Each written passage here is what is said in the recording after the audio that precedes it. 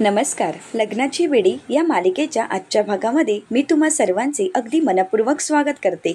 आजच्या भागामध्ये आपल्याला पाहायला मिळतं, गोदामावशी पिंकीला फोन करतात आणि पिंकीला म्हणतात, पिंकीताई तुम्हाला एक गोष्ट सांगायची राहिली. पिंकी विचारते कोणती? तर गोदामावशी म्हणतात की पोलीसवाल्याला मी कृष्णाची स्टोरी अर्धीच सांगितली आहे. तर पिंकी विचारते ती ॲक्सिडेंटवाली का? तर गोदामावशी म्हणतात की हो, ॲक्सिडेंटवालीच. खरं तर त्या ॲक्सिडेंटमध्ये माझी कृष्णाच गेली होती आणि म्हणूनच तर मी सिंधूला कृष्णाचं नाव दिलं आणि हीच गोष्ट मी त्यांच्यापासून लपवली आहे. तर पिंकी म्हणते अच्छा, म्हणजे त्यांच्यासमोर सत्य येईल. सिंधूचा प्लॅन सक्सेस होण्यासाठी हे बेस्ट आहे, परंतु त्यांना सिंधू हीच कृष्ण आहे हे कळायला नको. तर हे ऐकल्यानंतर गोदामावशी म्हणतात हो हो, नाहीतर सिंधूच्या मेहनतीवर पाणी फिरेल. तर पिंकी म्हणते नाही नाही, असं काही होणार नाही. आपण जसं ठरवलं आहे तसंच होणार आहे, कारण ही पिंकी आहे. पिंकी पिंकी तिची होपची तोप कधीच नष्ट होऊ देत नाही. तर गोदामावशी म्हणतात ठीक आहे. आता पिंकीने सगळं काही आपल्या प्लॅनप्रमाणे ठरवल्याप्रमाणेच होत असतं. गोदामावशी म्हणतात पिंकीताई ठीक आहे, परंतु तुम्ही काळजी घ्या. तर पिंकी म्हणते की हो. आता गोदामावशी फोन ठेवतात आणि पिंकी आता विचार करू लागते की आता पुढे काय करावं. तर दुसरीकडे पाहायला मिळतं, रुक्मिणी काकू, रेश्मा आणि ऋतुजा राणीची वाट पाहत असतात. तेवढ्यातच ऋतुजा विचारते काय गं, राणीचं काही कळलं का? तर रेश्मा म्हणते नाही ना, बघा किती वेळ झाला आहे, अजून पण राणी वहिनी आल्याच नाही आहे, किती वेळ लागतो यांना. तर रुक्मिणी काकू चिडत म्हणतात तुम्हाला इतकं पण वाटत असेल ना, मग तुम्हीच का नाही गेलात? तेवढ्यातच तिथे राणी येते. तर सर्वजण म्हणतात आली आली. तर रुक्मिणी काकू म्हणतात उगाच खुरापती काढत बसला होता. आता राणीच्या हातातील टोपली पाहून तिघेही घाबरून गेलेले असतात. तिघांनाही धक्का बसतो. तर आता राणीही ऋतुजा काकूंजवळ जाते आणि ऋतुजा काकूंना म्हणते ऋतुजा काकू बघा ना. आता ऋतुजा काकू घाबरून म्हणतात नाही नाही, लांब हो लांब हो. तर त्यानंतर मधू म्हणते ठीक आहे. आता मधूही रेश्माजवळ जाते आणि रेश्माला म्हणते रेश्मा हे बघ. रेश्मा म्हणते लांब ठेवा ना राणी वहिनी, अहो मी बाहेर जाते आणि मगच तुम्ही टोपली उघडा.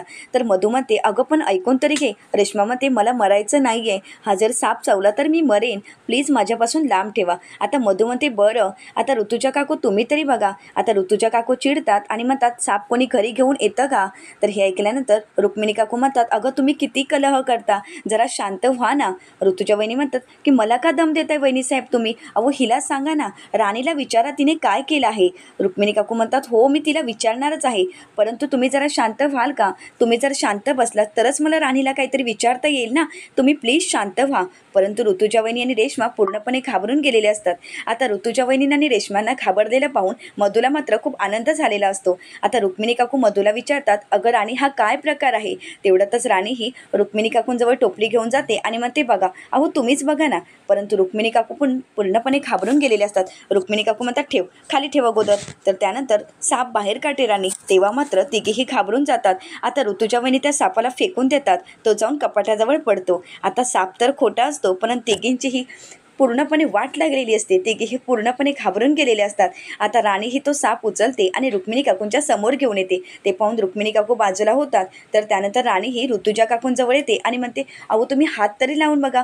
ऋतुजा काकू म्हणतात नाही नाही, मी हात वगैरे लावणार नाही. परंतु त्यानंतर राणी त्यांना म्हणते की हा साप खोटा आहे. आता मधूवर विश्वास ठेवत त्या सर्वजण हात लावून पाहतात. तेव्हा त्यांच्या लक्षात येतं की हा साप खोटा आहे. आता मधू ही सर्वांना म्हणते की म्हटलं होतं ना की पिंकीला घाबरवायचं, परंतु कसं ते सांगितलं नाही. आता हे असं असं म्हणत मधू ही तो साप टोपलीमध्ये ठेवते.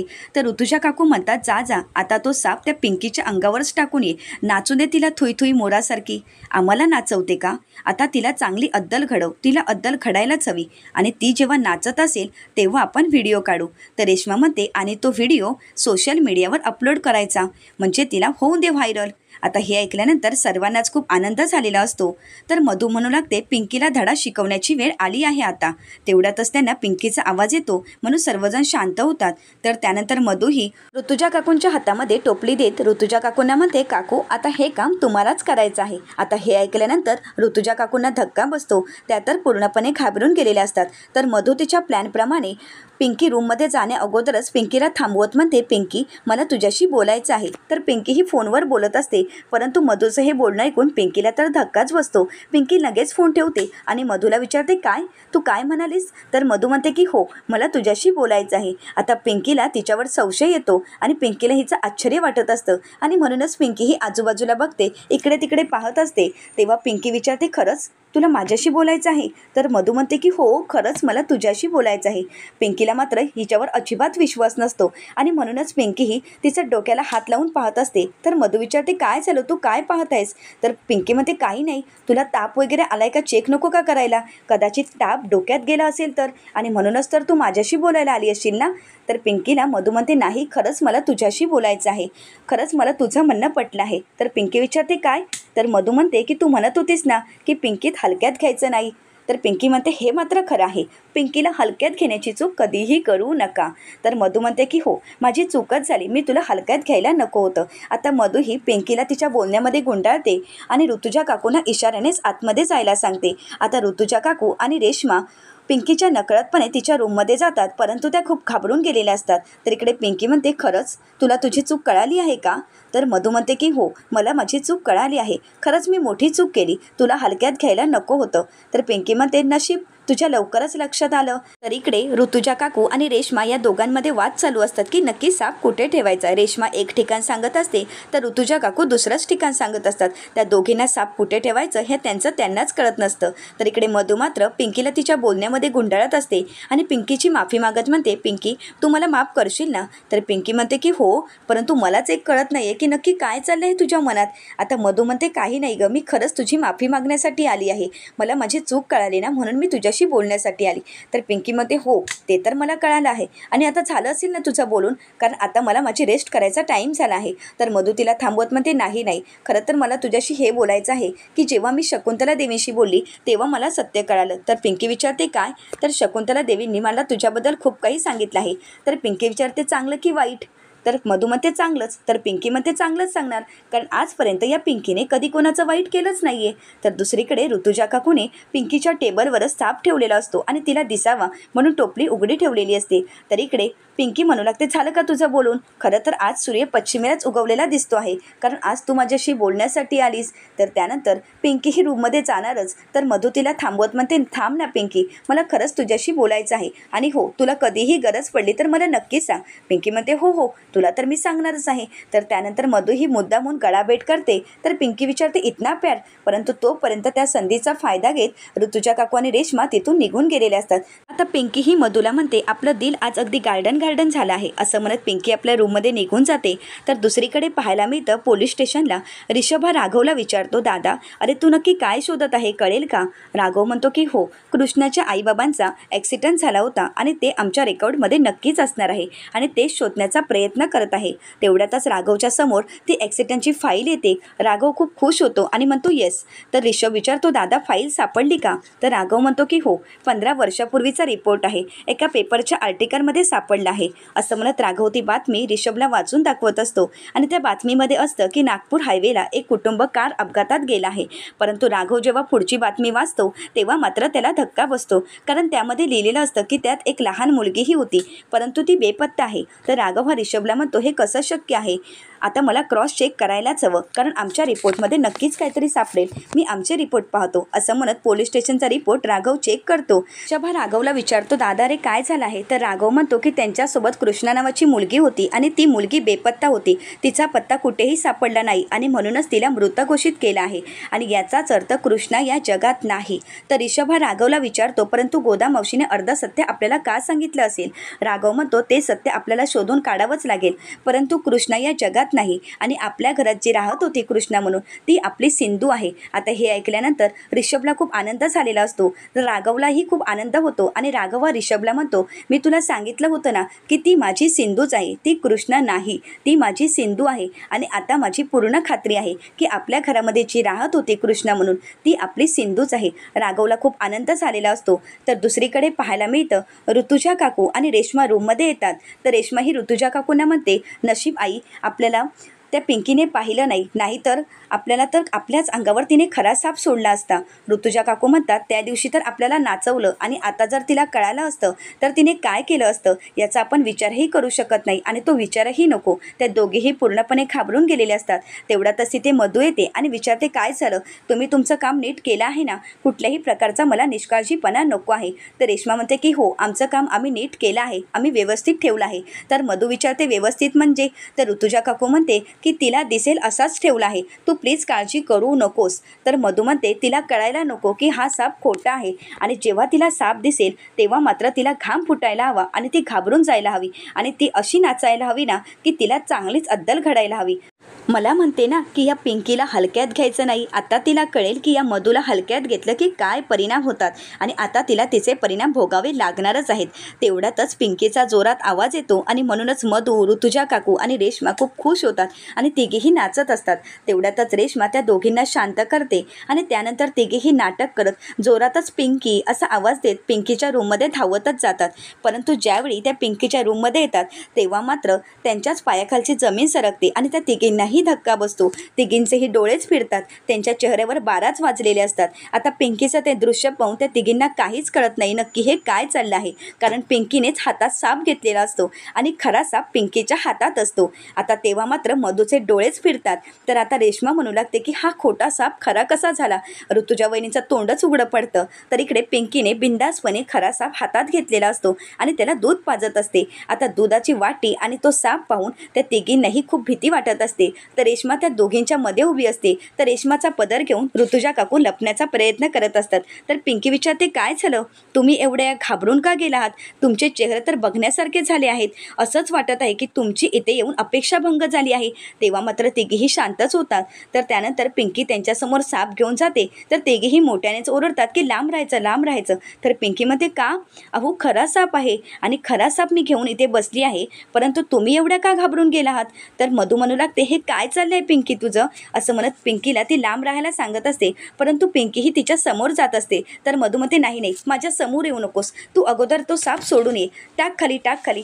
तर पिंकी तो साप तिथेच टाकणार. तर मधू म्हणू लागते इथे नाही, इथे प्लीज टाकू नकोस, आमच्या समोर नको टाकूस, तू हा साप बाहेर जाऊन सोडून ये. तर पिंकी म्हणते नाही, अहो नागराजाची सेवा करणे म्हणजे चक्क भोलेनाथांची सेवा, मग मी असं कसं सोडणार आहे. आणि हो मी त्यांना सोडणारच आहे, परंतु अगोदर पूजा तर करायलाच हवी ना, मग तुम्ही तिघांनीही जाऊन पूजेची तयारी करायची आहे. आता हे ऐकून तिघींनाही धक्काच बसतो. तर रेश्मा विचारते काय पूजेची तयारी. आता पिंकी ही रेश्माला म्हणते की हो तू प्रसादीच्या तयारीला लागायचं आहे. तर त्यानंतर पिंकी ऋतुजा काकूंना म्हणते काकू तुम्ही काय बरं करणार आहात, हां तुमच्यासाठी काम आहे, फुलं आणि बेलपत्र घेऊन या. तर मधू ही हळू आवाजातच म्हणते की हा साप खरा कसा झाला. मधूला धक्काच बसलेला असतो. तर पिंकी विचारते काय झालं, तुम्ही तिघही एक स्टेप का रडत आहात, हा साप खरा आहे का याची खात्री करून घेता का, घ्या ना हातात आणि खात्री करून घ्या. तर मधू म्हणते नाही नाही लांब ठेव लांब ठेव. तर पिंकी म्हणते हो ठेवतेच मी लांब, परंतु तू ध्यानात ठेवायचं की यापुढे माझ्यापासून लांब राहायचं. मधू राणी तुला काय वाटलं, तू स्वतःला स्मार्ट समजतेस का, तुला वाटत असेल की तुला या घरामध्ये कोणीही टच करू शकत नाही, तुझं नशीब बलवंत होतं आणि म्हणूनच सिंधू आणि कृष्ण तुला घराबाहेर काढू शकले नाहीत. परंतु मी पिंकी आहे, पिंकी युवराज धोंडे पाटील. आणि कशी आहे पिंकी हे तर तुला चांगलंच माहिती आहे. आता मात्र मधू पूर्णपणे घाबरून गेलेली असते. आता पिंकी ही मधूला म्हणते पिंकी नेहमी काय म्हणत असते, पिंकीशी ज्याचं वाकडं तेव्हा मात्र त्या तिघींची ही बोबडी वळालेली असते. तर पिंकी त्यांना बोलायला सांगते तेव्हा त्या तिघीही एकत्रच म्हणतात त्याची मसनात लाकडं. पिंकी मध्ये आहे ना लक्षात, मग एवढी गोष्ट लक्षात असताना सुद्धा तुम्ही माझ्या मध्ये येण्याचा का प्रयत्न करत असता. आता जायचं आणि आता तयारीला लागायचं, कारण आता आपल्याला या भोलेनाथांची पूजा करायची आहे. आणि असं म्हणत पिंकीमध्ये देऊ का हातात. तर त्या तिघीही पळत सुटतात. तिघीही घाबरून गेलेल्या असतात. आता पिंकीची पळताभुई थोडी करता करता या तिघींचीहीच पळताभुई थोडी झालेली असते. पिंकीला मात्र त्या तिघांचीही फजिती करून खूप आनंद झालेला असतो. त्या तिघींनीही पिंकीला घाबरवायचं ठरवलेलं असतं, परंतु तिघीही घाबरून गेलेले असतात. तर दुसरीकडे पाहायला मिळतं राघव रिषभला म्हणतो की माझा संशय खरा ठरला, ती कृष्णा नाही तर ती आपली सिंधूच आहे. तर रिषभ विचारतो मग नाव बदलून ती आपल्या घरी का राहत आहे. तर राघव म्हणतो त्याची काहीतरी बरीच कारणे असू शकतात. तर रिषभ म्हणतो परंतु दादा मला काहीच कळत नाहीये, हे सगळं काही करायची सिंधू वहिनीला काय गरज होती. राघव म्हणतो तेच तर आपल्याला शोधून काढायचं आहे, परंतु एक गोष्ट मात्र नक्की आहे, कृष्णा बनून आपल्या घरी राहत आहे ती मात्र सिंधूच आहे, कारण तिने आपल्या लग्नाला विरोध न करता तिने होकार दिला होता. हे सगळं काही राघवला आठवू लागतं. राघव म्हणतो मला माहीत आहे ती आईची काळजी घेण्यासाठी वेश बदलून घरात राहत आहे, परंतु नक्की काय प्रकरण आहे ते आपल्याला शोधावं लागणार आहे. या पिंकी प्रकरणाच्या मुळापर्यंत जावं लागणार आहे. पिंकीच्या नवऱ्याबरोबर पळून गेलेली काहीतरी नक्कीच गडबड आहे, कारण कृष्णा जिवंतच नाही, मग पिंकी आणि कृष्णाची मैत्री असणं शक्यच नाहीये. तर रिषभ विचारतो परंतु दादा पिंकी आमदार खोटं बोलून आपल्या घरी का राहत आहे. तर राघव म्हणतो सिंधू जर कृष्णा असेल तर ती त्या युवराज बरोबर पळून जाणं शक्यच नाही. तर ऋषभ म्हणतो, परंतु दादा डेड बॉडी सापडली नाही याचा अर्थ ती नक्कीच जिवंत असू शकते कृष्णा. राघव म्हणतो, नाही, मृत घोषित केलं आहे. जर ती जिवंत असते तर असं मृत घोषित केलं नसतं, कारण मृत घोषित करता येत नाही असं. त्यासाठी काहीतरी प्रोटोकॉल असतात आणि ते प्रोटोकॉल पूर्ण झाल्यानंतरच आपल्याला मृत घोषित करता येतं. आणि मी जेव्हा पहिल्यांदाच कृष्णाला पाहिलं होतं तेव्हाच मला खात्री पटली होती की ती आपली सिंधूच आहे. परंतु आता या सगळ्याच्या मुळापर्यंत आपल्याला जावं लागणार आहे.